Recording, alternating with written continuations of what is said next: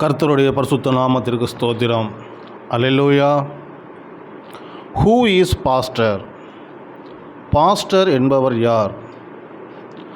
Pastor என்கிற Latin வார்த்தைக்கு மேய்ப்பன் என்று பொருள். மேய்ப்பன் என்பவன் தன்னிடத்தில் உள்ள ஆடுகளை, மந்தைகளை போஷிக்கிறவனாய், கண் விழித்து காக்கிறவனாய், தன் ஆடுகளை நன்றாய் அறிந்திருக்கிறவனாய், தன் ஆடுகளால், மந்தையினால் நன்றாய் அறியப்பட்டிருக்கிறவனாய் இருக்கிறான். பழைய ஏற்பாடு காலத்தில் தாவீது ஒரு மிக சிறந்த மேய்ப்பனாய் இருந்திருக்கிறான் என்று பார்க்கிறோம். அந்த தாவீது சங்கீத புத்தகம் 23 கர்த்தர் என் மேய்ப்பராய் இருக்கிறார் என்று சொல்வதன் மூலம் தன்னை ஆட்டுக்கும் கர்த்தராகிய இயேசுவை மேய்ப்பருக்கும் ஒப்பிட்டு குறிப்பிடுகின்றார். நம்முடைய ஆண்டவராக இயேசு கிறிஸ்துவும் யோவான் 10 நானே நல்ல மேய்ப்பன் என்று தன்னை ஒரு நல்ல மேய்ப்பனாக வெளிப்படுத்துகிறார். அது மாத்திரமல்ல, நல்ல மேய்ப்பன் என்பவன் தன் ஆடுகளுக்காக ஜீவனை கொடுக்கிறவன் என்று தெளிவுபடுத்துகிறார். இந்த அதிகாரத்தில் தேவனுடைய திட்டம் என்பது ஒரே மேய்ப்பன் கிறிஸ்து இயேசு என்றும், அவரை விசுவாசித்து அவர் சத்தத்திற்கு செவி கொடுத்து அவர் வார்த்தைக்கு கீழ்ப்படிந்து அவரை ஏற்றுக்கொள்கிறவர்கள் எவரும் அவருடைய மந்தைக்குள் சேர்க்கப்பட்டவர்களாக இருப்பார்கள் என்றும் தெளிவுபடுத்தப்பட்டிருக்கிறது. அல்லாமலும் அவர் வழியாக பிரவேசிக்காத, சேர்க்கப்படாத எவனும் கள்ளனும் கொள்ளைக்காரனுமாக இருக்கிறான் என்றும் அறிவுறுத்தப்பட்டிருக்கிறது. மத்தேயு 23:8 நீங்களோ ரபி என்று அழைக்கப்படாதிருங்கள், கிறிஸ்து ஒருவரே உங்களுக்கு போதகராக இருக்கிறார், நீங்கள் எல்லாரும் சகோதரராக இருக்கிறீர்கள் என்று எழுதப்பட்டிருக்கிறதை பார்க்கிறபடி நம்முடைய ஆண்டவர் ஒருவரே போதகராய், ஒரே மேய்ப்பராய், நல்ல மேய்ப்பராய் இருக்கின்றார்.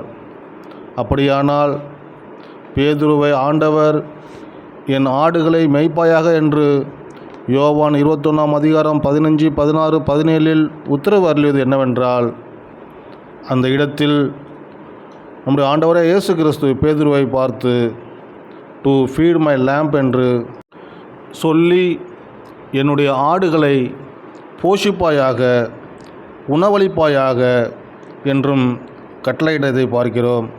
எப்படியெனில் வேதத்தின் வசனங்கள் ஆண்டவருடைய வார்த்தையாக இருக்கிறபடினால் வசனங்களே மெய்யான உணவாக இருக்கின்றது.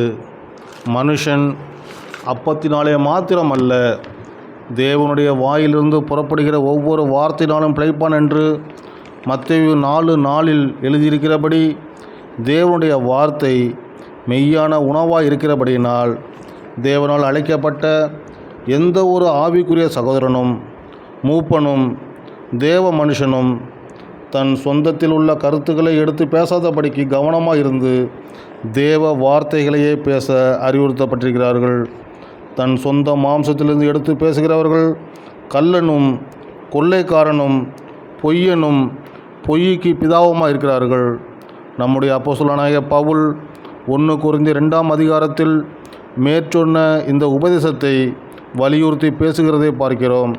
வசனம் 5 என் பேச்சும் என் பிரசங்கமும் மனுஷ ஞானத்திற்குரிய நய வசனமுள்ளதாயிராமல் ஆவியினாலும் பலத்தினாலும் உறுதிப்படுத்தப்பட்டதாக இருந்தது.